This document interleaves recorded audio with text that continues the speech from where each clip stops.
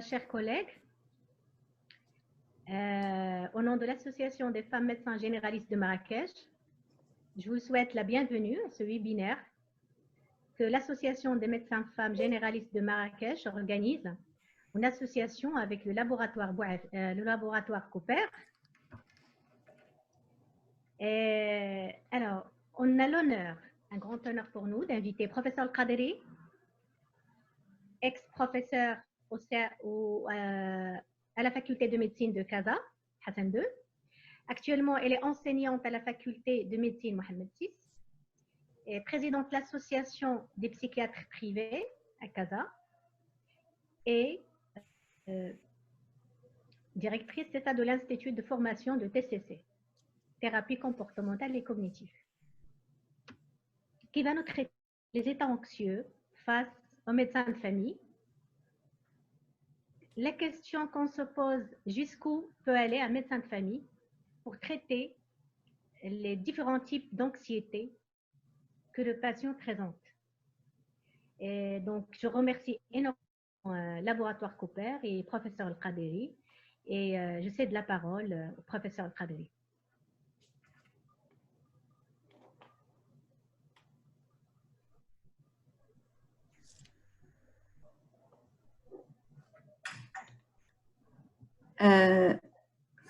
Merci, chers consoeurs, de l'invitation. Merci à l'Association des médecins femmes de Marrakech de m'avoir invitée.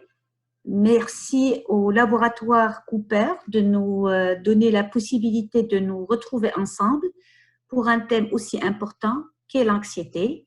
Et j'espère qu'on puisse avoir des échanges qui sont fructueux, d'autant plus que la question du docteur Bourreau est très intéressante, très pratique. C'est jusqu'à quel point le médecin généraliste peut aborder des patients qui sont porteurs de troubles anxieux d'une manière assez importante. Alors, je vais partager l'écran.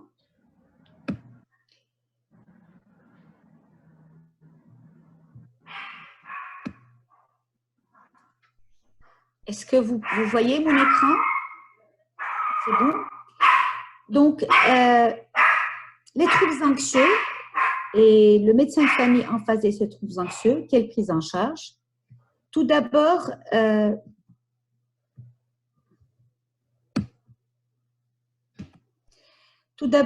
on sait que plusieurs études, en l'occurrence au Maroc, ont montré que, excusez-moi, je suis gênée, que la prévalence des troubles mentaux au Maroc, comme vous savez, par rapport à l'étude nationale qui a été menée entre 2003 et 2010, avait montré que pratiquement 48% de la population marocaine souffrait d'un problème mental. Quand on dit problème mental, bien entendu, on ne dit pas folie, parce que la majorité des troubles mentaux, c'est surtout de la pathologie anxieuse ou dépressive. Sur cette étude qui avait montré pratiquement, qui avait concerné un échantillon représentatif de la population marocaine de 6 000 personnes, on a retrouvé que pratiquement 32% font un trouble anxieux.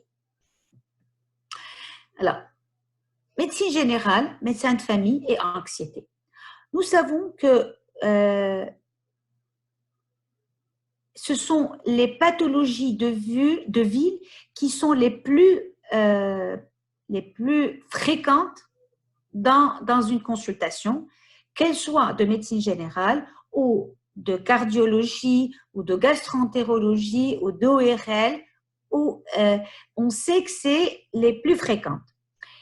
Alors, on sait aussi qu'il y a 2 fois plus de femmes qui consultent que les hommes pour un problème d'anxiété, mais pas uniquement, aussi pour un problème de dépression.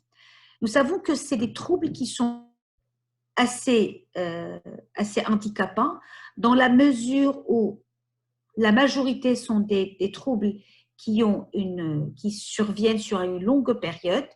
Ils peuvent avoir un retentissement important au niveau du fonctionnement professionnel, au niveau de la scolarité, au niveau des échanges entre les gens. Et si ces troubles ne sont pas soignés, elles peuvent être compliquées de dépression, c'est ce qu'on appelle les dépressions d'épuisement ou la double dépression. Et très souvent, les gens qui ont des problèmes d'anxiété essayent de s'automédiquer, soit en prenant des benzodiazépines, et on sait que c'est la seule famille de molécules qui donne une addiction, mais pas uniquement. On sait qu'il y a beaucoup aussi de personnes qui ont par exemple des problèmes d'anxiété sociale, essayent de gérer leurs problèmes d'anxiété quand ils sont en interaction en prenant de l'alcool. Et il y a beaucoup de gens qui ont des problèmes, le gros problème d'alcoolisme, mais quand vous rentrez dans la spirale, vous vous rendez compte qu'en fait, ils utilisent l'alcool comme automédication et ils finissent par tomber dans le piège, c'est-à-dire avoir un problème d'alcoolisme. Alors, mais avant de commencer, la question qui se pose, qu'est-ce que c'est l'anxiété? Première des choses, l'anxiété vient d'une émotion de base normale, qui est la peur. Vous savez que l'être humain, à travers le monde, à travers l'univers, ressent d'une manière transculturelle 5 émotions qu'on retrouvera chez les Marocains, on retrouvera chez les Asiates, on retrouvera chez les Américains et ainsi de suite. Ces émotions de base sont d'abord la peur, la joie, la tristesse, la colère et le dégoût. Ces émotions de base sont bien sûr des émotions qui sont là d'une manière phylogénétique et qui ont un but de préserver l'espèce. Donc, si on a peur, c'est que ça sert à quelque chose. Et on sait, nous on va se concentrer sur l'émotion de base peur, on sait que la peur est une émotion qui apparaît lorsque le sujet prend conscience d'un danger réel et reconnaissable. Nous marchons dans la rue et nous voyons en face de nous quelqu'un qui vient nous agresser. Eh bien, notre cerveau, alors on va voir le danger, notre cerveau tout de suite va dire danger, et en disant danger, il va envoyer des messages à notre corps via notre surrénal pour déclencher le mécanisme salvateur qui va faire une bouffée d'adrénaline dans notre corps. Et de là, nous aurons une réaction face au danger. Et habituellement, nous avons 3 dangers, soit 3 réactions, soit se défendre, soit fuir. Et des fois, la réaction est très importante et on a ce qu'on appelle la réaction de freeze, c'est que la personne est gelée. Ça, c'est la peur. Alors, quelle est la différence entre peur et anxiété? Alors, l'anxiété est un phénomène plus complexe, plus développé. Il part d'une émotion, mais c'est plus complexe, on verra. Et l'anxiété, elle apparaît quand on s'attend à une menace. C'est-à-dire, aujourd'hui, je suis là et je me dis, si je sors le soir, je risque d'aller avec du monde. J'ai une menace de contracter le Covid parce que nous sommes dans la pandémie. Donc, c'est une menace pour moi et je risque d'être anxieuse. Si mon enfant va passer l'examen dans quelques jours, et il a une menace, donc il est normal qu'il soit anxieux. Donc, il y a l'anxiété normale qui est utile, qui nous permet de nous préparer pour pouvoir nous défendre, pour pouvoir être utile, pour pouvoir être adapté à la situation anxiogène. Et ce n'est pas de cette anxiété qu'on parle aujourd'hui. Nous parlons de l'anxiété pathologique qui a une définition un peu plus large, mais qu'on va après affiner. L'anxiété pathologique est très souvent une anxiété qui va être soit disproportionnée, soit en intensité, ou en durée par rapport à la cause qui la déclenche. Par exemple, vous savez que les gens qui ont une phobie des cafards, une phobie des rats, ce sont des phobies qui sont disproportionnées en intensité. On peut être dérangé par un rat, mais déclencher une crise d'angoisse face à un chien est une phobie qui est disproportionnée en intensité. Nous avons des anxiétés pathologiques qui sont disproportionnées en durée. C'est-à-dire, par exemple, si on prend le TAG, le trouble anxiété généralisée, c'est quelque chose qui est long-lasting, qui est là qui est d'une manière prolongée. Et une des choses importantes qui est utile pour faire un diagnostic d'un trouble anxieux et d'une anxiété pathologique, c'est la répercussion sur la personne. On peut tous être anxieux, mais s'il n'y a pas de répercussion, s'il n'y a pas de souffrance, s'il n'y a pas de difficulté, il n'y a pas de problème. Donc, nous avons une réaction et nous avons la souffrance qui est essentielle au diagnostic. Pourquoi les gens vont être anxieux? D'une manière anormale. Là, nous sommes dans l'anxiété pathologique. Alors, très souvent, il y a des causes biologiquement déterminées et ce sont par exemple les causes héréditaires. On sait que l'anxiété ou le trait anxieux, on va dire, pas la forme en elle-même, mais la prédisposition à réagir avec une anxiété pathologique est déterminée génétiquement. Il y a plein d'études qui l'ont trouvé. Par exemple, les études de cohortes de jumeaux ont trouvé qu'il y a plus de concordance entre les jumeaux monozygotes par rapport à des spécificités de troubles anxieux par rapport aux dizygotes. Il y a aussi la personnalité de la personne, et quand on parle de personnalité, nous avons deux choses essentielles. Nous avons le tempérament qui est la partie biologiquement déterminée de la personnalité. Je pense que parmi nous, il y a beaucoup de collègues qui sont des parents et qui ont vu naître leurs enfants, et dès le début, dès le premier jour, dès la première heure, leurs deux enfants vont avoir des réactions différentes aux événements stressants, à la gestion, et ainsi de suite. Et ça, c'est déterminé par la biologie.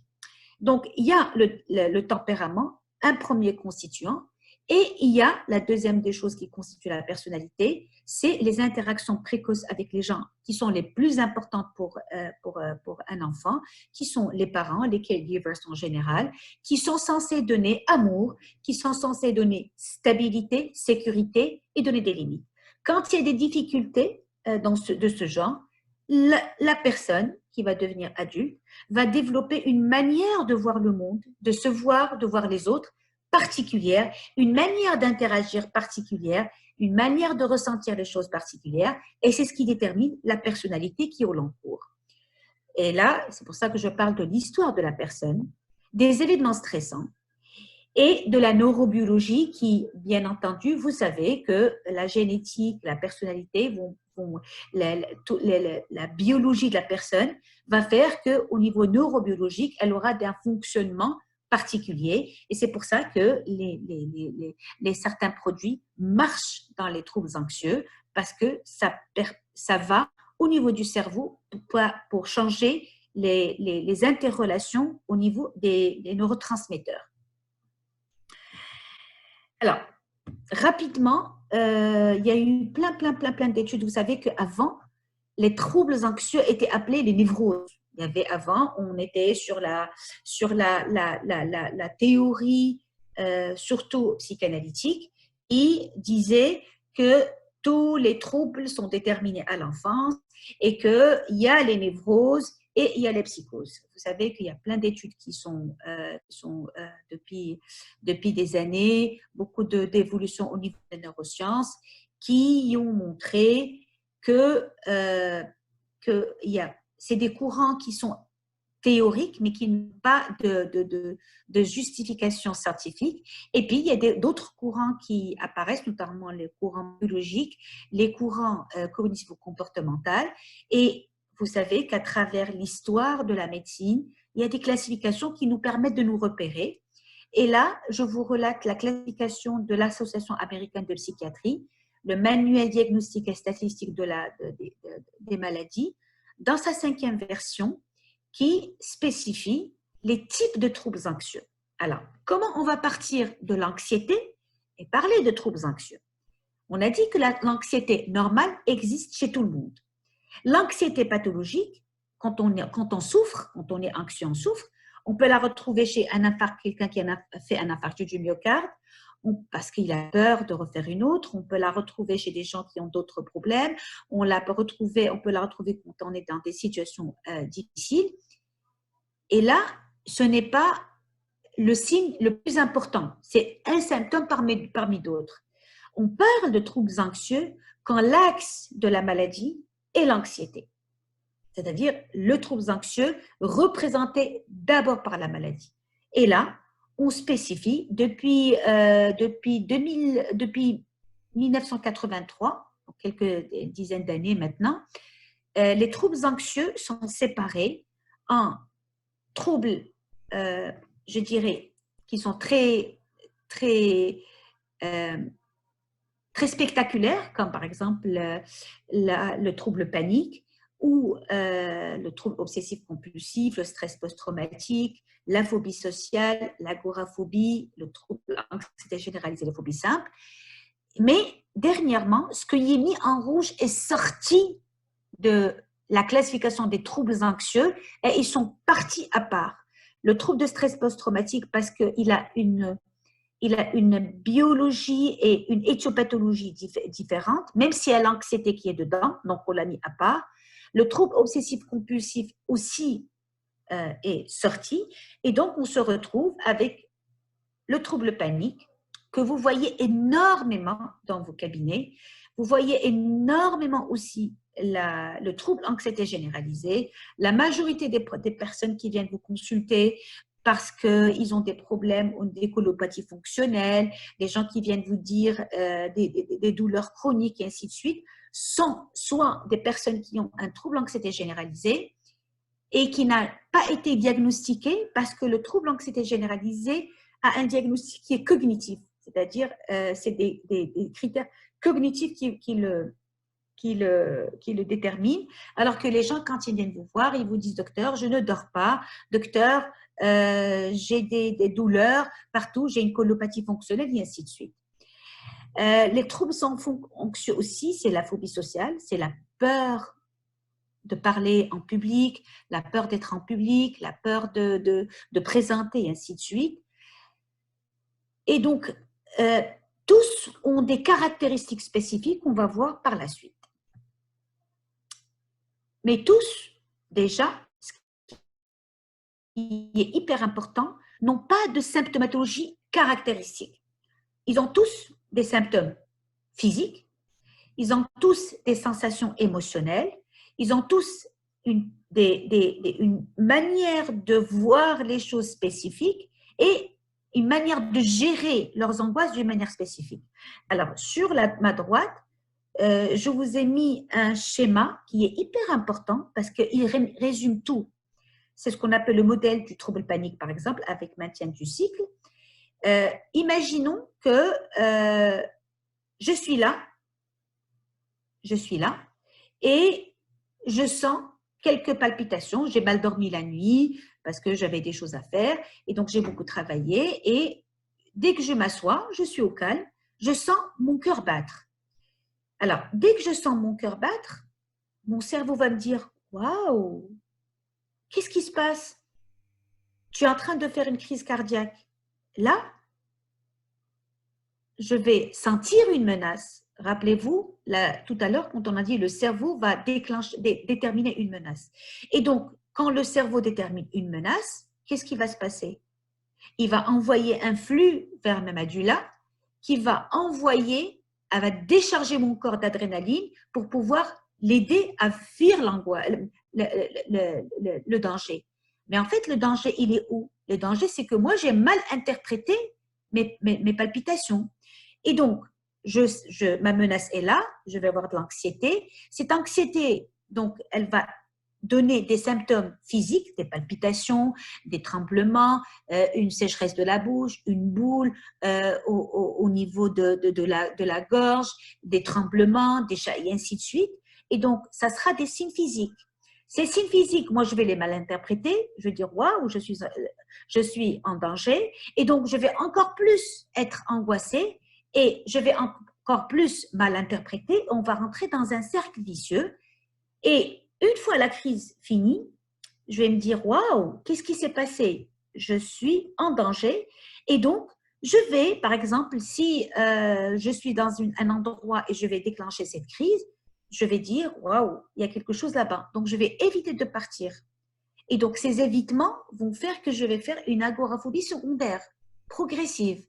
Et puis, je vais me dire, waouh, il faudrait. J'ai remarqué que quand je fais une crise ou une deuxième crise, qu'est-ce qui se passe? C'est que quand je prends un comprimé de Xanax, ça va, ça marche. Et donc, je vais tout le temps transporter avec moi une benzo. Je vais prendre toujours de l'eau. Je ne vais plus sortir seule parce que si je tombe dans la rue, qu'est-ce qui va se passer? Et donc, c'est ce qu'on appelle le comportement de sécurité qui vont aussi aggraver mon problème d'angoisse.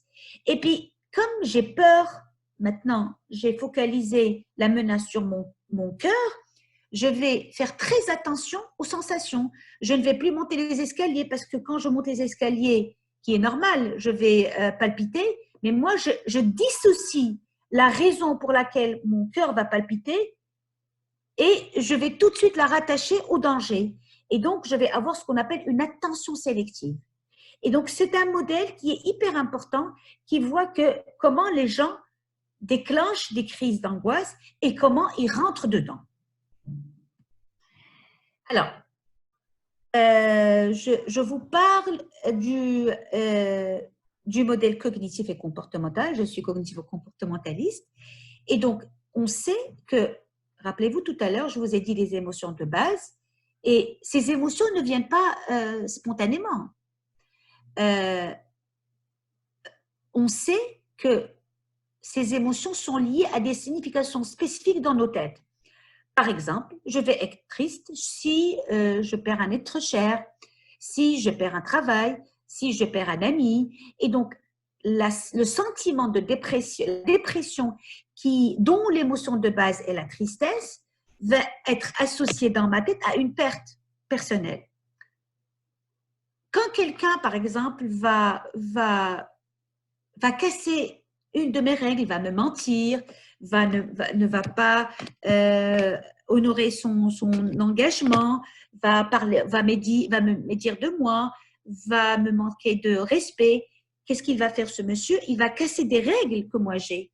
Et donc, je vais me mettre en colère qui est une autre émotion de base. Et des fois, nous-mêmes, on est culpabilisés parce qu'on a fait quelque chose qui n'est pas en rapport avec nos valeurs. Et c'est une émotion plus complexe qui est en rapport avec le fait que nous-mêmes, nous avons cassé nos règles. Et l'anxiété, qui est notre propre aujourd'hui, au niveau cognitif, elle, comme je vous viens de dire dans l'exemple, elle est en rapport à la perception d'un danger ou une menace. Excusez-moi, professeur Khaderi. Oui. Je peux intervenir? C'est parce que j'ai oublié de dire à nos collègues de poser leurs questions dans Converser. Donc, soit dans la partie QR, donc en bas, soit dans la partie Converser. Donc, ils peuvent poser leurs questions que vous pouvez y répondre à la fin de la présentation. Donc, désolée de vous interrompre. Non, bien sûr. Au contraire, c'est important. Et donc, là, je vais juste récapituler. Donc, on a rappelé ce que c'est une anxiété normale et pathologique. On a distingué entre les différents troubles et nous versons progressivement dans comment les gens arrivent à s'angoisser et rentrer dans le cercle des troubles anxieux qui sont les plus fréquents en population générale et les plus fréquents dans vos cabinets et dans mes cabinets aussi, dans mon cabinet aussi. Alors, on a parlé de toutes les émotions de base et comment on les rattache à certains troubles et pourquoi les personnes vont ressentir certaines choses. Et puis, on va spécifier par rapport aux troubles anxieux où nous avions classifiés en fonction des classifications les plus récentes et d'une manière plus spécifique, on a dit que l'anxiété correspond à la perception d'un danger. Et bien là, on va voir quel type de danger va correspondre à quel type de troubles anxieux. Alors, dans les troubles phobiques, dans les phobies simples, la peur, la phobie des animaux, la phobie du sang, la phobie du tonnerre, et ainsi de suite, le danger imminent est une situation identifiable. On voit le danger. Donc, je vais voir un cafard et je vais sauter au plafond. Il est là devant moi.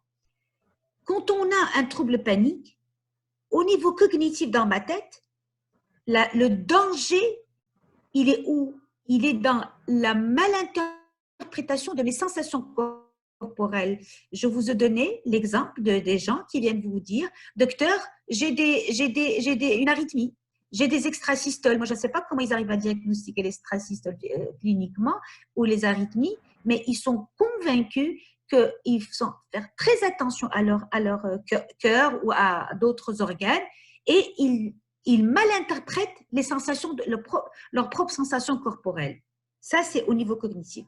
L'hypocondrie que vous voyez énormément, qu'on appelle de plus en plus l'anxiété sur l'état de santé, est un trouble où le problème est que la personne s'attend à avoir une catastrophe de santé, mais elle n'est pas là. Par exemple, la différence entre l'hypocondrie et la panique, c'est que la panique, la personne vous dit « je suis en train de mourir tout de suite, je suis en train de perdre la raison tout de suite, je vais m'évanouir tout de suite ». Quelqu'un qui fait une hypocondrie, c'est quelqu'un qui vient vous dire « docteur, ياك ما عندي شي حاجة, أنت هاد البلاصة كتضرني ولا راه يمكن عندي هنا شي حاجة ». Et donc, il est tout le temps en attente d'une catastrophe parce qu'il a un gargouillement, parce qu'il y a quelque chose, il a une sensation qu'il malinterprète et il prédit avoir un problème dans le futur. Alors, un autre type de trouble anxieux, la phobie sociale. La phobie sociale, c'est quelqu'un qui est tout le temps, il a peur que les gens le jugent négativement. Et donc, en situation, il interprète mal les regards des autres. Il est tout le temps centré sur lui et très souvent, la phobie sociale est un peu plus compliquée. C'est parce que la personne a un problème d'estime d'elle-même qu'elle fait ça. Alors, le TOC, je vous ai dit tout à l'heure que c'est le trouble obsessif-compulsif. Il est sorti dans les dernières classifications du champ des troubles anxieux, mais n'empêche, l'angoisse a une place centrale dedans, mais je ne vais pas en parler. Moi, je pense que je commence à répondre à la question du docteur Doro. Le TOC est une pathologie qui est plutôt à soigner par un psychiatre que par d'autres collègues. Alors, il y a l'autre trouble qui est ce qu'on appelle le trouble anxiété généralisée, et je suis certaine que vous en voyez énormément. Ce sont des gens qui ils ont une anxiété au long cours et qui sont tout le temps dans les ruminations, tout le temps dans l'inquiétude. Si le téléphone sonne, si par exemple votre maman vous tardez et vous tardez de 5 minutes, elle va vous appeler 10 fois parce qu'elle prédit que vous avez eu un accident. Donc, ce sont des gens au niveau cognitif, d'abord qui surestiment la menace et qui sont intolérants, incapables de supporter l'incertitude. C'est-à-dire qu'il ne peut pas se dire qu'il y a un risque, mais bon, le risque est acceptable. Et alors que nos vies, il y a une seule chose qui est certaine dans nos vies, c'est que nous allons mourir un jour. Tout le reste est incertitude. Ce qui nous arrive aujourd'hui avec la pandémie est extraordinaire parce que toutes nos certitudes ont été contrebalancées.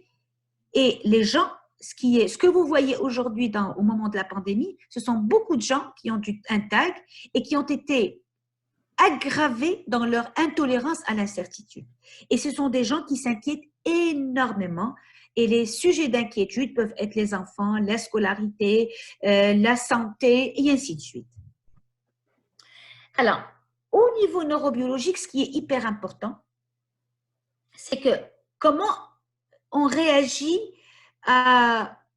comment notre cerveau réagit face au danger. Alors, nous sommes programmés pour nous protéger. Sinon, l'humanité serait déjà éteinte. Et donc, on sait, alors Ledoux, grâce au travail de Ledoux, qui travaille magnifique, a montré que il y a deux voies à partir d'un stimulus, c'est-à-dire le stimulus. Je vois quelqu'un qui vient, par exemple, je marche dans la rue, un exemple très simple, je suis en train de marcher dans la rue et j'entends un klaxon. Ma première réaction, c'est d'abord que je saute et je m'éloigne. Et après, je vais regarder autour de moi, je vais affiner le stimulus et je vais pour mieux le gérer. Et ça, c'est que parce que nous avons au niveau neurobiologique deux voies. Il y a une voie courte qui va court-circuiter le cortex préfrontal, qui va aller stimulus thalamus directement à l'amygdale. Et vous savez que l'amygdale, c'est le hub des émotions. Et elle va donner une réponse rapide, automatique, inconsciente, qui est salvatrice, mais qui n'est pas très affinée. Et puis, en même temps que cette voie est mise en cause, il y a d'autres filets nerveux qui vont aller plus loin et qui vont aller au cortex préfrontal, le cortex sensoriel, qui vont mieux définir la source du danger et qui vont mieux dicter une réaction plus longue qui fait intervenir la conscience, mais qui est plus adaptée. Et donc, on sait que schématiquement, la voie courte, elle prend 10 à 50 millisecondes. Ses avantages, c'est une réaction ultra rapide qui est fondamentale pour la survie, mais l'inconvénient, c'est qu'elle est peu discriminative avec de nombreuses erreurs. Et la voie longue, qui peut prendre pratiquement les 500 millisecondes, a des avantages, une excellente discrimination, une réponse adaptée. L'inconvénient, c'est qu'elle est lente et quand on a un danger vital, elle est trop lente. Vous savez, par exemple, en dehors de l'angoisse, il y a des gens parmi nous qui sont très colériques. Et il peut aller conduire dans sa voiture et quelqu'un l'embête à côté avec un klaxon ou une mauvaise manœuvre. Et là, il va déclencher une colère extrême et au lieu d'aller dans son travail, il va se retrouver au commissariat. Et le même phénomène existe. Pour travailler sur les colères explosives de ce genre, on a la même manière de travailler entre voie courte et voie longue. Alors, quelle prise en charge? Ce qui est hyper important, c'est que la prise en charge des troubles anxieux est une prise en charge, c'est-à-dire transdiagnostique. On fait le diagnostic. Alors, je vous ai dit tout à l'heure, nous avons différents troubles anxieux, mais l'abord, c'est un abord cognitif. Je vous ai parlé tout à l'heure des différences entre les troubles, un abord émotionnel et comportemental, et qui va donner cette prise en charge. Ça, c'est en général. Le rationnel, c'est quoi? C'est qu'au niveau cognitif, quand je vous ai parlé tout de suite de la neurobiologie, c'est d'apprendre à reconnaître et à désamorcer différentes formes de pensée et de croyances anxieuses. Par exemple, tout à l'heure, je vous ai dit la voie courte et la voie longue. Je suis là, je sens des palpitations. La première voie courte va me dire « tu es en train de faire une crise cardiaque ». Si j'attends un moment et le stimulus va passer par mes aires préfrontales, j'aurai des idées plus adaptées qui vont me dire « écoute, tu fais des crises depuis 2 ans, jamais t'es morte, et puis tu n'as aucun signe de crise d'infarctus. Donc, c'est plus une crise d'angoisse que d'autres. Donc, je vais avoir des idées qui sont plus adaptées. Et ça, c'est tout le travail cognitif qu'on pourra faire. Alors, quand je dis la deuxième prise en charge, tout ça, c'est en même temps. C'est des techniques qui font que la personne va travailler en même temps. Alors, l'abord cognitif, très généralement, va faire ça. L'abord émotionnel est un abord qui a un but essentiel, c'est comment construire une tolérance émotionnelle. Je vous donne l'exemple, par exemple, de quelqu'un qui a j'ai une patiente qui avait une phobie des chiens. Phobie des chiens, elle était incapable de dire chien. Dès qu'elle entend le chien, son cœur palpite. Elle a une phobie simple des chiens, son cœur va palpiter elle est incapable de s'en approcher, elle est incapable d'aller chez des amis qui ont des chiens. Donc, le travail, c'est d'abord qu'elle comprenne pourquoi elle a peur. Très souvent, ce n'est pas le plus important, mais le plus important, c'est qu'elle apprend à accepter d'avoir peur et progressivement amadouer cette peur, c'est-à-dire apprendre à avoir, c'est que le seuil émotionnel de peur, elle va l'augmenter progressivement. C'est la base de l'exposition en TCC et dans toutes les thérapies, c'est essentiel. Ça répond à des normes qui sont bien spécifiques, mais c'est la base de toute prise en charge d'exposition qui est la thérapie de base des troubles anxieux. Et bien entendu, on ne peut pas dissocier l'abord cognitif de l'abord émotionnel, de l'abord comportemental, parce que si je veux faire une exposition, je vais faire des exercices comportementaux. Je vais demander à la personne, je vous donne vraiment les basiques qui peuvent être très schématiques, mais qui sont essentiels. C'est que comment engager cette personne à ce qu'elle détermine son thermomètre de la peur et que progressivement, elle fasse des approches progressives en fonction de son état émotionnel. Et tout ça, c'est du comportemental. Alors, vous, dans vos cabinets, vous voyez, je ne sais pas quel est le pourcentage de patients que vous voyez qui ont des plaintes physiques importantes et que quand vous faites un examen physique, quand vous faites un examen paraclinique, vous éliminez totalement une cause organique. Il y en a beaucoup. Et ces personnes-là, généralement, quand vous les écoutez et quand vous avez l'ouïe, vous voyez qu'ils évoquent un problème psychiatrique. Et ce que vous voyez le plus fréquent en médecine de ville, en consultation, c'est d'abord les crises d'angoisse avec le trouble panique. Vous voyez aussi les troubles dépressifs, mais ce n'est pas notre propos aujourd'hui. Vous voyez les troubles du sommeil handicapants. Ça pourrait être notre propos parce que beaucoup de troubles de sommeil ont une origine anxieuse. Et ce que vous voyez hyper important, très fréquemment, c'est ce qu'on appelle les plaintes physiques multiples avec examen physique normal, les troubles somatoformes. Les troubles somatoformes, moi je pense que si aujourd'hui vous sortez avec une attitude claire par rapport à ces troubles, on aura gagné notre webinaire et on aura remercié le Cooper à ne plus en finir. Alors, on va commencer par les crises d'angoisse. Vous avez beaucoup de gens qui viennent vous dire « Docteur, je n'étais ni fatiguée, je n'avais pas de problème et j'ai fait une crise. » Généralement, les crises d'angoisse de type attaque de panique, ce sont des crises où le volet physique est le plus important. Rappelez-vous, qu'est-ce qu'on a dit? On a dit pour la crise d'angoisse, le trouble panique, c'est que la personne va déclencher elle-même le système d'alarme. Et donc, son corps va être bouillonnant.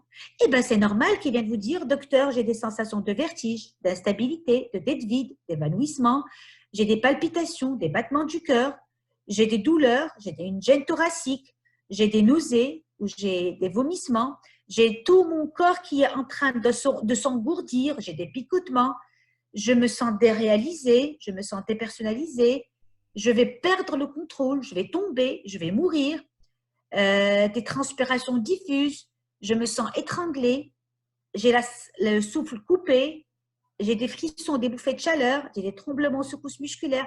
Et donc, quand la personne vient vous voir, et très souvent, c'est des gens que moi, en tant que psychiatre, je ne vois qu'après qu'ils aient fait le tour des réanimations, qu'ils aient fait le tour des cardiologues, qu'ils aient vu au moins une dizaine de personnes, de médecins autres que psychiatres, parce que il n'est pas possible qu'ils aient tous ces symptômes physiques alors qu'ils n'ont rien. Ils ne peuvent pas le comprendre.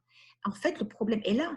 C'est qu'ils déclenchent une crise et qu'ils auto-entretiennent et c'est ça ce qui fait leur problème. Et donc, si vous savez le mécanisme, je vous assure que vous pouvez soigner quelqu'un en une fois. dès qu'il comprend, il est capable de s'éloigner. Rappelez-vous, au niveau cognitif, il va comprendre, il va ressentir une émotion, il va dire non, je vais attendre, rien que ne va m'arriver, je ne vais pas tout de suite aux urgences. Et il va voir que la crise va partir d'elle-même, sans aucun traitement, spontanément, dans quelques temps. Malheureusement, ce n'est pas ce qui se passe. C'est que les gens n'arrivent pas à gérer les premières crises et chaque crise qu'ils ont ramène d'autres inquiétudes, ramène d'autres peurs. Et quand ils ont ces inquiétudes et ces peurs, ils ont ce qu'on appelle l'anticipation. Rappelez-vous le cercle, tout à l'heure quand on a parlé du cercle de Clark, c'est que je fais une crise, je me dis waouh, qu'est-ce qui m'arrive? Et donc, je vais m'entourer de comportements de sécurité, je vais faire attention et je vais avoir de l'anticipation pour que je n'ai pas d'autres crises. Eh bien, ils développent leur trouble panique. C'est-à-dire que le trouble panique il est fait de quoi? Il est fait de crises d'angoisse, comme on vient de les décrire, avec une période d'1 mois ou de plus où la personne a peur de refaire une crise et elle va organiser sa vie en fonction. Alors, vous savez que le trouble panique en lui-même, quand il n'est pas soigné, il va compliquer d'agoraphobie, où la personne va être totalement inhibée chez elle, elle ne va plus être capable d'aller là où elle veut, elle ne va plus être libre avec beaucoup de souffrance. Et le trouble panique, la prise en charge, c'est très simple. Ça, le trouble, les crises d'angoisse, l'attaque de panique et le trouble panique est de votre ressort. Vous savez le faire et vous devriez le faire, le prendre en charge correctement. D'abord, le traitement médical n'est pas du tout à éliminer parce qu'il marche et il est simple. Vous savez tous manipuler les inhibiteurs sélectifs de la recapture de la sérotonine. Je ne cite pas de nom. Vous avez des molécules de notre laboratoire qui nous invitent aujourd'hui qui marchent très bien. Alors, ces produits, ils marchent comment? Ils marchent, ce n'est pas en trait. Alors, ils ne marchent pas sur la crise elle-même maintenant. Il faut le dire aux patients. Ils marchent en prévenant la crise, c'est-à-dire, vous allez prescrire le produit et facile de prescription, un comprimé le matin, vous respectez toutes les normes à respecter et vous spécifiez à la personne que le but est que c'est la prévention d'autres crises. Ça va venir, mais il faut du temps. C'est-à-dire, la personne doit accepter d'avoir des crises pendant 15 à 20 jours. Quand vous le dites aux gens, ça marche. Ils disent, oui, le médecin m'a prévenu, donc j'attends. Je ne changerai pas. Je ne vais pas voir un autre médecin et j'attends. Des fois, on peut céder pendant les premiers temps, quand c'est dur et quand la personne, le cerveau a besoin de temps pour donner les interactions nécessaires pour cette prévention des crises. On peut donner une benzo ou un autre produit anti-anxieux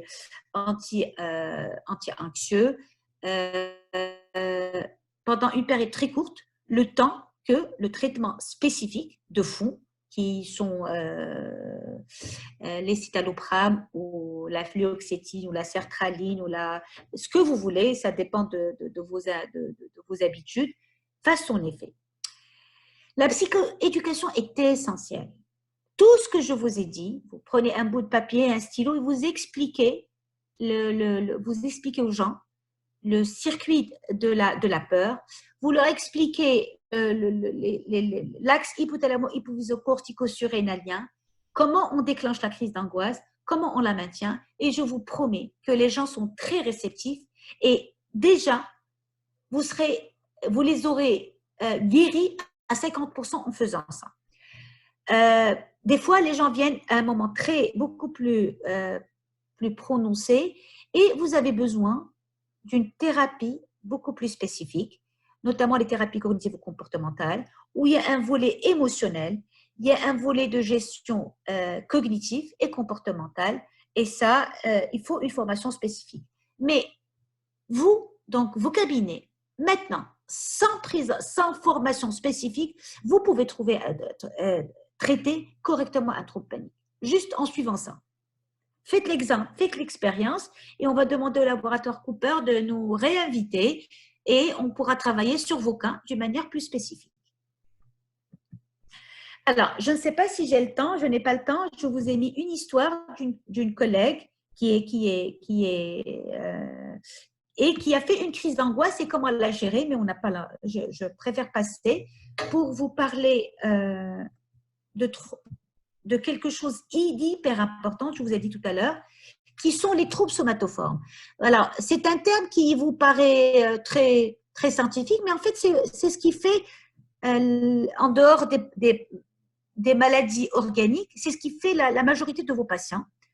C'est un trouble. Alors là, j'ai choisi les classifications de la CIM-10, la classification internationale des maladies dans sa 10e version, la classification de l'Organisation mondiale de la santé, qui vous dit que les troubles somatoformes sont des troubles caractérisés par des symptômes physiques associés à des demandes d'investigation médicale.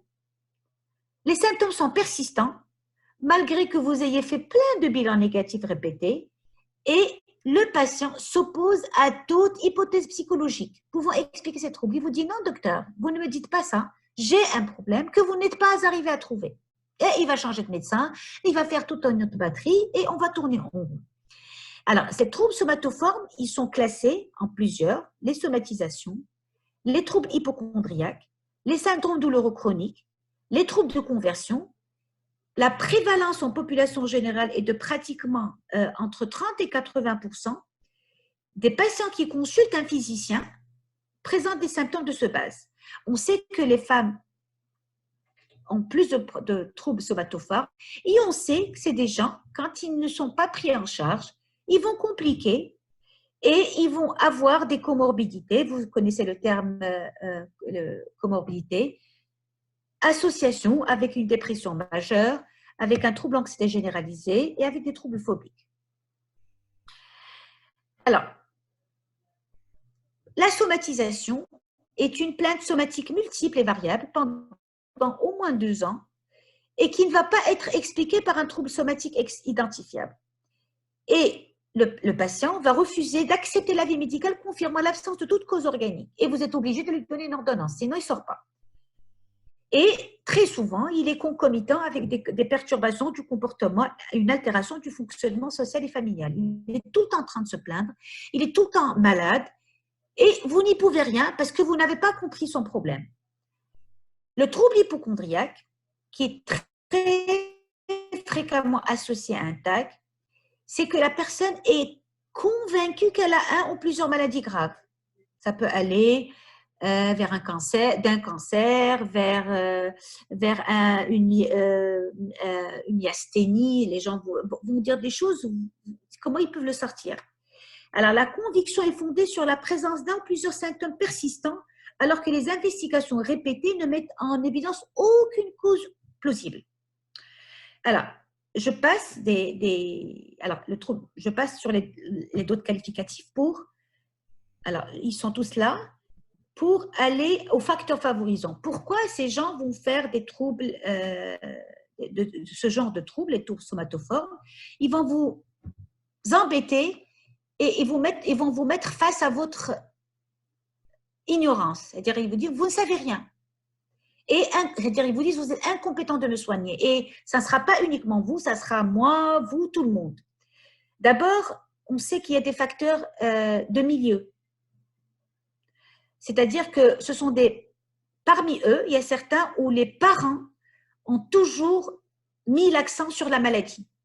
Et donc, ils ne leur ont pas laissé s'habituer aux symptômes de leur corps. Il y a d'autres cas où on trouve dans l'enfance, par exemple, il y a quelqu'un qui vient tout le temps me dire, docteur, est-ce que je ne vais pas mourir d'un cancer? Il a vécu pendant 5 ans avec le cancer de son papa et il a vu son papa souffrir d'une manière extrêmement importante. Et dès qu'il a un symptôme digestif, c'est la première chose qui vient en image, c'est le souvenir de toute la souffrance de son papa. Et puis, il y a d'autres cas où ce qu'on appelle être malade, ils vont attirer plus d'attention et éviter le conflit. Et donc, c'est un apprentissage et qui devient automatique. Alors, on a trouvé plein d'études, on trouvait chez des personnes qui ont des troubles somatoformes, des problèmes de maltraitance. Et des fois, ce sont des personnalités particulières qui sont dépendantes, qui ont des sentiments d'infériorité, qui n'aiment pas les conflits, qui sont toujours dans le catastrophisme. Et des fois, on a ces facteurs, mais les gens arrivent à fonctionner correctement jusqu'à ce qu'il y ait soit un deuil, soit une perte, soit une grosse situation de stress, et ils déclenchent pendant plusieurs mois, plusieurs années, des douleurs, et ainsi de suite. Les facteurs de chronicisation, ce qui est important pour vous. Alors, un des facteurs majeurs de chronicisation, c'est la réponse la réponse du système de soins. C'est-à-dire qu'on sait que la réponse biomédicale seule n'est pas suffisante. Ce n'est pas en leur donnant un traitement, ce n'est pas en leur faisant des bilans que les choses vont se passer. Donc, la réponse biomédicale seule est une réponse qui va chroniciser le problème. C'est la multiplication des examens, des consultations. Parce que qu'est-ce qui se passe? Il va venir consulter chez moi. Je vais lui donner un bilan. Il va faire ce bilan, il va être rassuré pendant 1-2 jours. Puis après, l'idée vient. Et si après le bilan, il y a eu quelque chose qui s'est mis, ou si ce bilan n'est pas aussi performant pour détecter ton problème, et donc il va repartir. Et on rentre dans un cercle vicieux, ce qui va, rappelez-vous, quelque chose d'important dans la prise en charge de toute anxiété au niveau émotionnel, c'est accepter d'être inquiet, accepter d'être angoissé, accepter d'avoir peur, mais ne rien faire pour qu'il y ait cette habituation émotionnelle dont on a parlé tout à l'heure. Ce qui aggrave aussi ce qu'on appelle les facteurs de chronicisation, c'est le tourisme médical. C'est que les gens vont partir chez 5, 6 médecins et faites-moi ce bilan, faites-moi. Et c'est lui qui détermine et qui dicte au médecin ce qu'il doit faire. Le facteur important dans nos pratiques, c'est la réassurance. Ces gens, qu'est-ce qu'ils cherchent? Ils cherchent à être réassurés. Mais on sait qu'ils vont être réassurés le temps de la réassurance, et dès qu'ils sortent de votre cabinet, ils ne sont plus réassurés. Donc, ils vont aller à côté. Et donc, les réassurés est un autre facteur de chronicisation. Qu'est-ce qu'on doit faire? Je sais que c'est les malades les plus difficiles chez nous tous, mais qu'est-ce qu'on doit faire? Bien entendu, on fait l'examen clinique et paraclinique qui est négatif. On va éliminer d'une manière sûre une cause organique. On va chercher les facteurs de chronicisation du trouble et de son aggravation. On va faire un traitement symptomatique de ce qu'est la personne. Mais ce qui est hyper important, c'est ne jamais dire à la personne que tu mens ou c'est pas vrai. La personne souffre. Ce qui est difficile pour nous de concevoir, c'est que la réelle souffrance, c'est que la personne souffre. Et quand on l'invalide dans sa souffrance, elle va nous fuir. Le problème, c'est lui dire oui, il y a une souffrance. Mais la cause n'est pas une cause organique, elle est psychologique. Regardez, on va prendre l'histoire de votre maladie et d'une manière progressive, l'amener à aborder la possibilité d'une prise en charge psychothérapique spécifique. Et là, bien entendu, c'est votre formation, c'est votre collaboration avec un professionnel de la santé mentale de votre choix qui fera que vous pourrez aider ce patient. Le plus important, c'est ce problème de réassurance ou comment faire pour ne pas réassurer. Ne pas réassurer, c'est lui dire « ma عندك والو » ou là, et ainsi de suite. Dire oui, vous souffrez, vous avez quelque chose, mais aujourd'hui, vous n'avez pas de problème organique. Le problème est ailleurs, dans votre inquiétude, dans votre angoisse, et d'une manière très spécifique, l'orienter. La réassurance aussi, c'est via les examens. Beaucoup de malades me disent, mais si je n'ai rien, pourquoi il m'a donné un médicament? Si je n'ai rien, pourquoi il m'a dit de refaire ce bilan dans quelques temps? Et donc, d'un côté, on va réassurer, d'un côté, on va donner un examen et on va invalider ce qu'on va lui dire, tu n'as rien. Donc, c'est des messages dissonants qu'on doit apprendre à gérer avec ces malades qui sont extrêmement difficiles. Alors, voilà, juste la somatisation, le trouble somatophore. Je sais qu'il y a beaucoup à dire, je suis à votre disposition pour la discussion. Et je voulais aussi aborder un problème qui est très fréquent dans votre pratique, qui sont les troubles sommeil. Pourquoi je l'évoque ici, même si on parle d'anxiété? Parce que les maladies psychiatriques les plus pourvoyeuses de troubles de sommeil sont les problèmes d'anxiété, surtout les ruminations. Très souvent, le problème d'anxiété qui vous atteste du problème de comorbidité avec un problème d'anxiété, c'est que la personne vous dit, vous savez déjà comment je définis un problème de trouble de sommeil, c'est l'incapacité à initier, continuer, ou je me réveille plus tôt que ce que je ne veux ou que ma chronobiologie veut. Les gens qui font un problème de sommeil concomitant à un problème d'anxiété, ce sont des gens qui vous disent, docteur, en début de soirée, je suis tellement fatiguée que je tombe comme une masse. Et puis, dès un cycle ou deux, c'est vous qui déciderez que c'est un cycle de deux parce que vous savez que 90 minutes, c'est le cycle habituel de sommeil. Je vais me réveiller et tout de suite, mon cerveau va être proie à des ruminations. Qu'est-ce que je n'ai pas bien fait? Qu'est-ce que je dois faire? Et je m'inquiète. Et le sommeil va partir. L'ennemi numéro 1 du sommeil, ce sont les inquiétudes. Et donc, c'est généralement des gens qui ont un TAG ou d'autres problèmes qui vont avoir ce problème. Il y a aussi les gens qui ont problème d'alcoolisme, qui ont beaucoup de problèmes de sommeil. Et rappelez-vous tout à l'heure ce qu'on a dit par rapport à la phobie sociale. Phobie sociale, problème d'alcool et troubles de sommeil sont très fréquents. Et donc, quand j'ai un problème de sommeil, je vais éliminer si je suis dans le domaine de l'anxiété, j'élimine une maladie somatique, la maladie psychiatrique, et quand j'aurai tout éliminé, là, je pourrais parler de la primaire, qui a aussi une prise en charge particulière, précise, mais ce n'est pas notre propos. En conclusion, donc, le médecin généraliste, il est en première ligne. Vous êtes en première ligne par rapport à tous les troubles anxieux. Ce que vous êtes capable, avec votre bagage, de soigner sont le trouble panique, l'agoraphobie, les attaques d'angoisse. Les troubles somatoformes sont essentiels parce que vous devez les connaître parce que c'est le lot quotidien des consultations. Par la suite, les autres troubles anxieux, vous en faites le diagnostic. Si vous n'avez pas de formation spécifique, vous pouvez les référer à un collègue professionnel de la santé mentale ou travailler avec lui.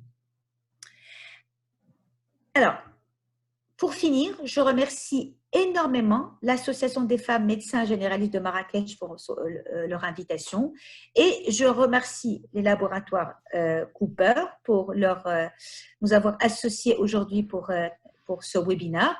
Et je vais finir par l'annonce de la sortie de mon dernier livre depuis quelques jours. C'est un livre qui vient de sortir il y a quelques jours. Il s'intitule « Des peurs et des hommes » et il traite de ce qu'on a parlé aujourd'hui, mais d'une manière spécifique, du TAG. Il parle du trouble obsessif-compulsif, il parle du stress post-traumatique, il parle du deuil et il est le bienvenu dans cette période de pandémie, mais si vous avez l'occasion de le lire, vous verrez qu'il est utile pendant cette période, mais surtout en dehors, parce que c'est des prises en charge codifiées qui se font partout et à tout moment. Et je vous remercie. Merci, professeur Al-Qaderi, pour votre présentation qui était claire, nette, précise, comme d'habitude. Alors, j'ai pas mal de collègues. Alors, je vais commencer par la première question. L'hypnose et les troubles d'anxiété généralisée. Est-ce qu'il y a une indication à l'hypnose?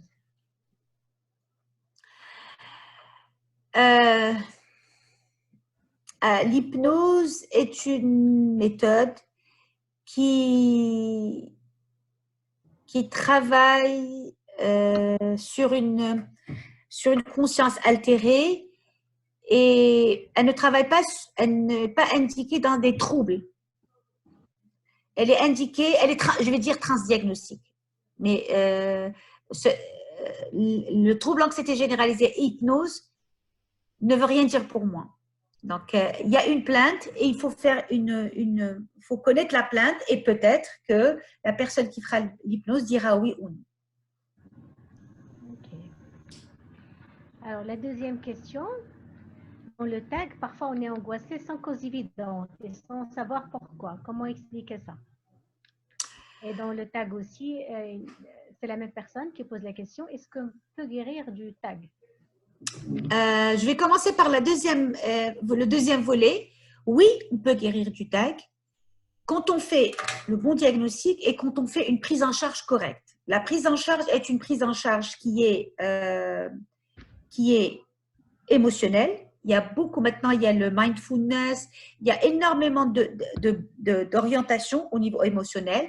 Il y a une prise en charge cognitive et comportementale extrêmement précise. Vous la trouverez dans le livre si vous vous en procurez. Et le premier volet, on n'est jamais inquiet pour rien. Tout le travail, c'est de savoir lier quand j'ai une émotion négative, parce que l'inquiétude, le souci va donner de l'angoisse. Quand j'apprendrai à faire le lien entre ce que je ressens et ce qui se passe dans ma tête, je verrai qu'il n'y a jamais une inquiétude qui est là. D'habitude, nous, les êtres humains, on a l'habitude de penser avec nos émotions. Tout le travail qu'on peut faire, c'est apprendre à ressentir des choses, monitorer nos émotions, les repérer, et puis dans une deuxième partie, apprendre à monitorer et faire le lien avec ce qui se passe dans nos têtes, dans nos souvenirs, dans nos idées automatiques, dans nos flashbacks, ce qui se passe dans nos têtes. Parce que très souvent, je donne un exemple simple, je marche dans la rue et je sens l'odeur de l'harira. À quoi je vais penser? Ramadan.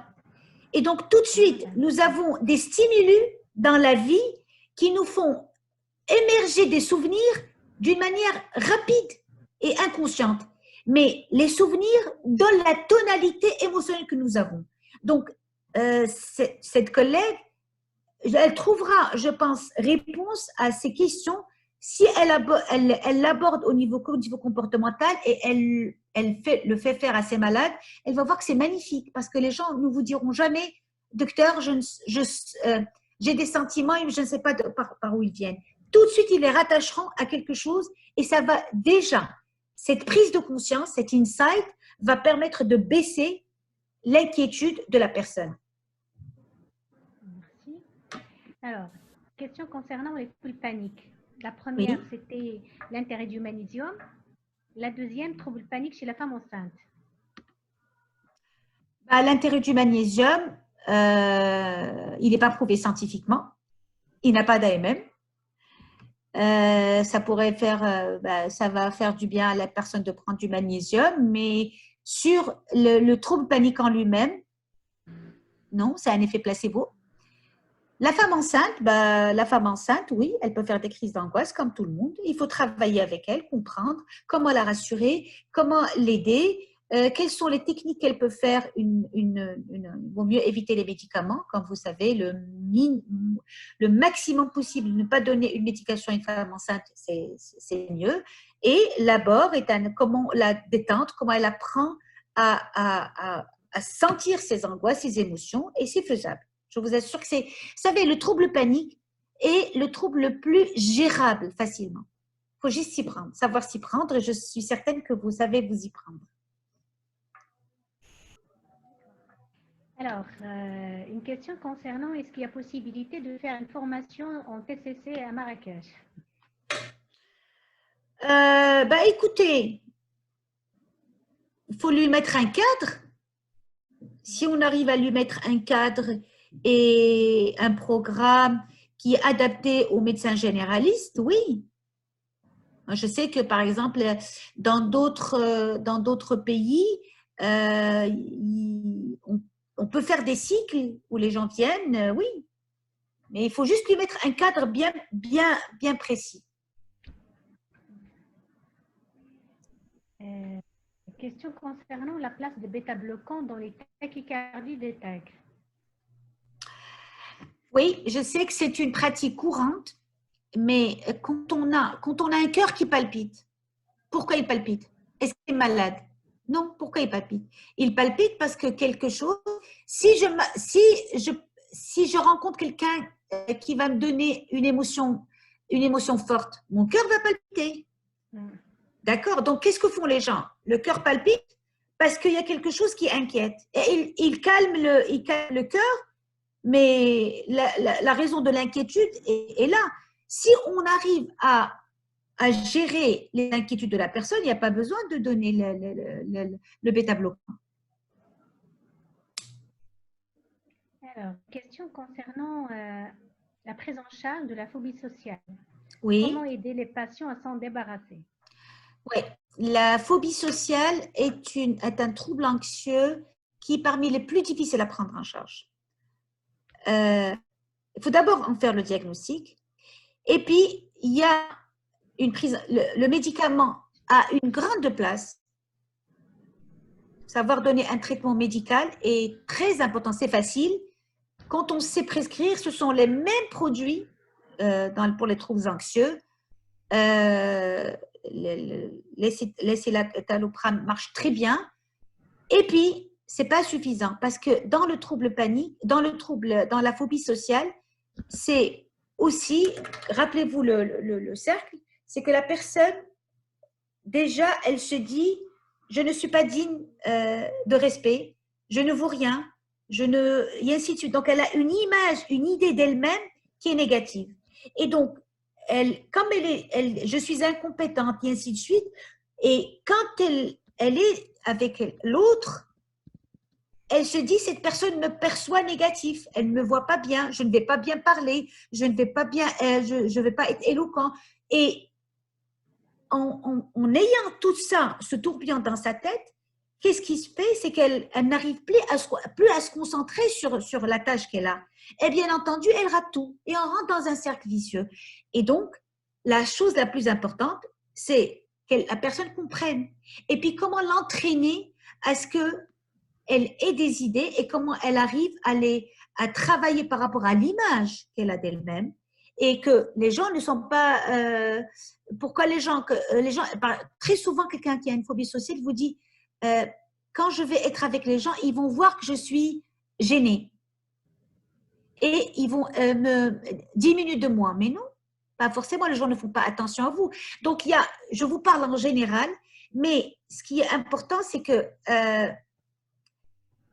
quelqu'un qui a une phobie sociale, c'est quelqu'un qu'il faut vraiment aider. Soit qu'on a les techniques, soit qu'on l'envoie à quelqu'un qui peut se le faire parce que ça cache des vies, une phobie sociale. Et il y a un côté aussi familial. Il y a des familles qui sont limitées au niveau social. Il y a beaucoup de choses à faire dans la phobie sociale, mais il faut faire. Ne serait-ce que le traitement médical parce qu'il est utile et efficace. Merci, professeur. Une question concernant la durée de traitement pour les troubles anxieux. Alors, la durée de traitement des troubles anxieux, elle est en moyenne de 12 à 18 mois de traitement. On a dit dès le début, dans les définitions, que ce sont des maladies chroniques, persistantes. Et beaucoup de gens vous disent, mais docteur, ça veut dire que je suis devenue addict. C'est qu'ils vous disent, dès que je prends le traitement, dès que j'arrête le traitement, les problèmes reviennent. Mais oui, c'est comme un diabète, c'est comme une hypertension. Ce sont des traitements d'entretien. L'idéal pour que la personne puisse s'en sortir, c'est qu'elle démarre avec un traitement médical bien conduit. Et puis, parce que l'amélioration, quand on prend un traitement, est une amélioration qui est passive. La personne n'a rien fait. C'est que les neurotransmetteurs, les circuits neuronaux ont été inondés par des produits qui leur ont permis d'avoir moins d'angoisse. Donc, la meilleure manière de faire, c'est un traitement médical et que dès que la personne le permet, faire un traitement psychothérapique qu'il y a la possibilité de pouvoir, la personne pourra arrêter le traitement sans qu'il y ait de rechute massive. C'est essentiel, un traitement médical et psychothérapie. Alors, toujours, j'ai la méditation et la sophrologie dans la thérapie. Qu'est-ce que vous Oui. en pensez? C'est une très bonne chose. Peu importe, vous savez, peu importe, l'être humain est le même. Toutes les méthodes, elles se valent. Le plus important, est-ce que le malade va d'abord y adhérer? Est-ce que moi, je sais le faire? Si des collègues parmi nous savent faire de la sophro, c'est très bien. Moi, j'en vois plein de collègues pour la sophrologie parce qu'elle aide à la gestion de l'angoisse. Pourquoi pas? Si je maîtrise un instrument, ben oui, pourquoi pas? Et il faut que le malade y adhère aussi, il sache le faire. Tous les abords sont les bienvenus. La bonne indication quand ils sont dans leur indication et quand ils sont bien conduits par quelqu'un qui maîtrise la technique, oui, et ils sont efficaces. Alors l'abord, il y a des abords corporels aussi, toutes les techniques de relaxation qui sont utiles quand on sait les faire et quand on les indique au bon moment. Alors, peut-être une dernière question. Merci beaucoup pour cette excellente présentation. S'il vous plaît, y a-t-il un intérêt cercle de malades, rencontres, sensibilisation dans la prise en charge d'anxiété? C'est-à-dire les réunions de groupe, les thérapies de groupe, les réunions de... Oui, oui. Bah, bien sûr, c'est excellent. Alors, attendez, il y a plusieurs types de thérapies de groupe. Vous avez des groupes ouverts. Imaginez que vous êtes, il y a des groupes ouverts où vous pouvez mettre tous les types de malades. Et il y a des groupes fermés, par exemple, où vous allez avoir que des gens qui ont un trouble panique, que des gens qui ont une phobie sociale, que des gens qui ont, vous voyez. Et le gros avantage, c'est que d'abord, vous dispensez une thérapie à un groupe au lieu de la dispenser à un individu. Donc, vous allez gagner du temps, de l'énergie et de l'argent. La deuxième des choses, c'est que quand vous êtes dans l'interaction, moi, imaginez que moi, j'ai une phobie sociale. J'ai en face de moi quelqu'un qui dit la même chose. Je vais me sentir rassurée. Je ne suis pas la seule. Il y a des gens qui souffrent comme moi. Et donc, les thérapies de groupe sont d'abord, il faut que la personne ait l'expérience de la gestion des groupes. Parce qu'il y a des choses très spécifiques, parce qu'il y a des techniques de modeling, il y a plein de techniques dedans. Si on sait les faire, c'est d'abord c'est utile, ça fait gagner argent et temps, et ça donne des modèles aux patients, et ça permet des liens entre les gens. Donc moi, je vous encourage, si vous avez l'expérience et vous avez la technique, allez-y, c'est très très bien. J'ai des questions qui arrivent encore. Et c'était la PRAM et cardiopathie ischémique. Quelle contre-indication? Non, je ne pense pas qu'il y a des. Je n'ai jamais vu de contre-indication ni dans les problèmes pulmonaires, ni dans les problèmes ischémiques. Il faut le prescrire à faible dose, en concertation avec le cardiologue, et ça rend d'énormes services. Et j'ai une question concernant les anxiolytiques. Comment les choisir en fonction de la demi-vie? On a ceux qui sont à demi-vie longue, demi-vie courte. On sait, ça dépend de l'indication. Est-ce qu'ils sont à visée anxiolytique? Est-ce qu'elles vont être prescrites en journée? Est-ce qu'elles vont être prescrites à visée hypnotique le soir? Bien entendu, si c'est à visée hypnotique le soir, autant favoriser à demi-vie courte, mais préciser à la personne de les prendre tôt. Les plus longues sont plus à visée anxiolytique. On peut les prescrire en journée, mais à très faible dose et à des durées très courtes, comme vous savez. Mais moi, personnellement, je trouve que les benzos, quand elles sont bien prescrites, elles ont d'énormes avantages pour les patients. Il faut juste ne pas prescrire un comprimé et ne pas donner de rendez-vous à la personne, parce que je vois beaucoup d'ordonnances où les gens donnent un traitement de 2 mois sans rendez-vous, parce que qu'est-ce qui se passe quand on donne un produit de ce genre et qu'il y a une tolérance qui se produit. Et si la personne n'est pas revue pour qu'on puisse baisser progressivement et arrêter progressivement, dès que la personne arrête d'une manière brutale, elle a un rebond d'anxiété, elle a un rebond d'insomnie, ce qui fait qu'elle va le reprendre et on va aller favoriser l'addiction.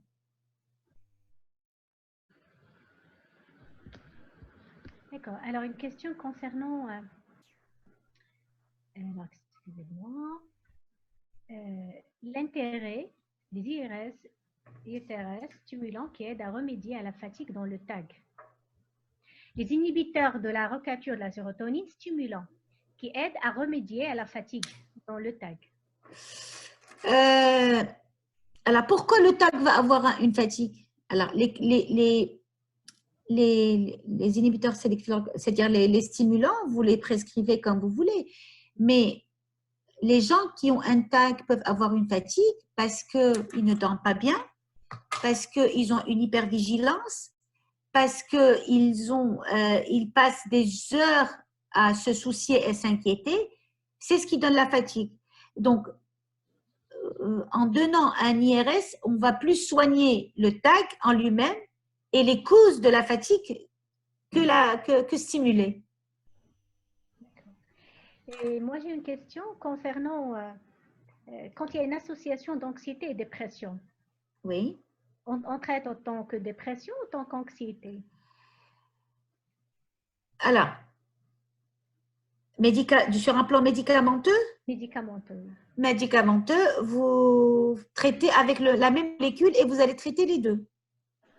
Parce qu'aujourd'hui, l'indication des troubles anxieux, c'est les inhibiteurs sélectifs de la recapture de la sérotonine et de la venlafaxine quand il y a les deux, et les nouvelles molécules aussi, qui ont aujourd'hui, on sait qu'ils sont efficaces dans les troubles anxieux et dans la dépression. Donc, d'une pierre, vous faites les deux coups. Donc, vous avancez, bien entendu, vous avancez et vous traiterez les deux. Mais bien sûr, quand vous allez explorer, vous explorez les deux en même temps. La dépression, si vous la levez, généralement, très souvent, les gens avec un TAG ne viennent vous voir quand ils font une double dépression, quand ils font une dépression. Et très souvent, quand vous les soignez de leur dépression, vous ne demandez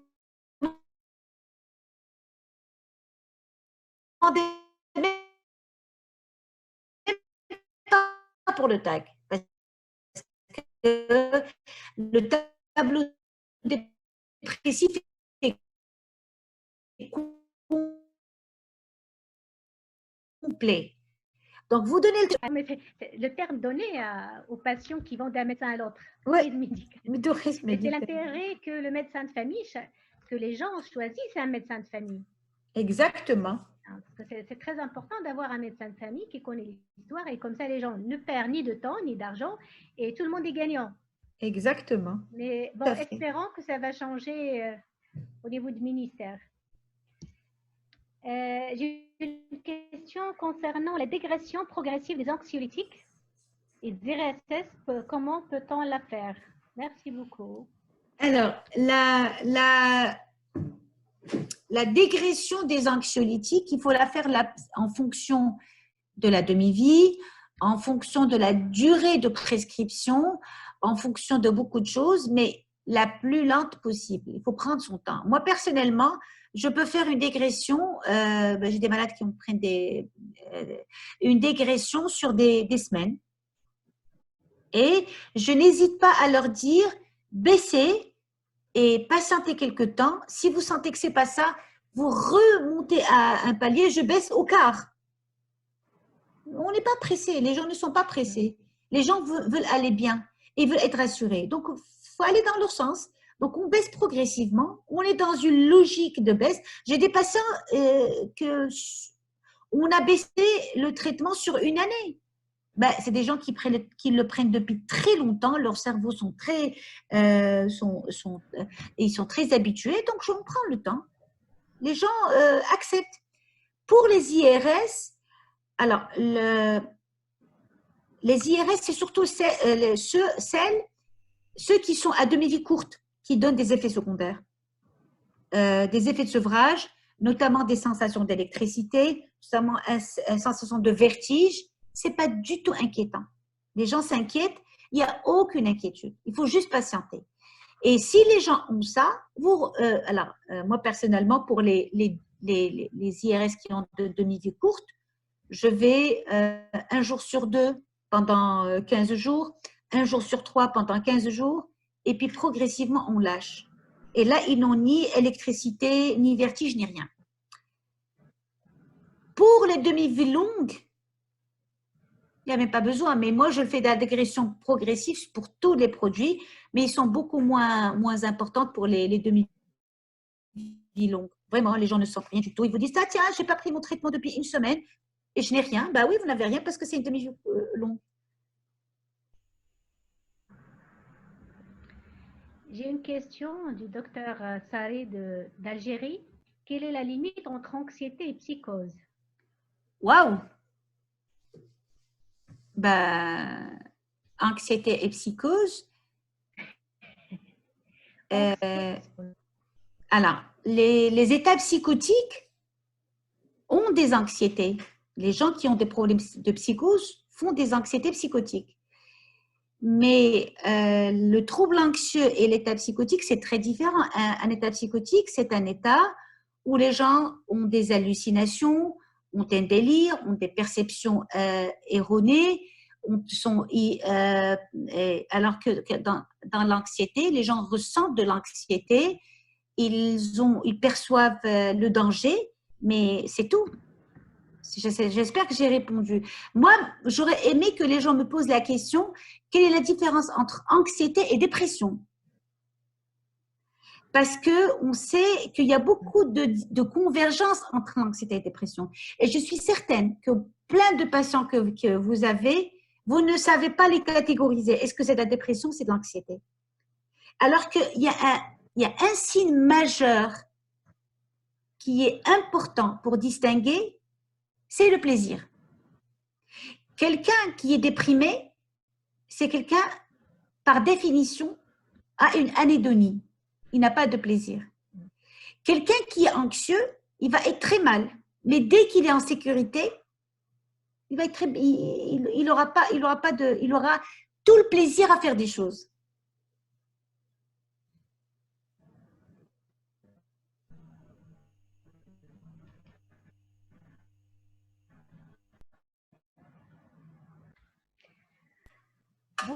Ben, merci beaucoup, cher professeur.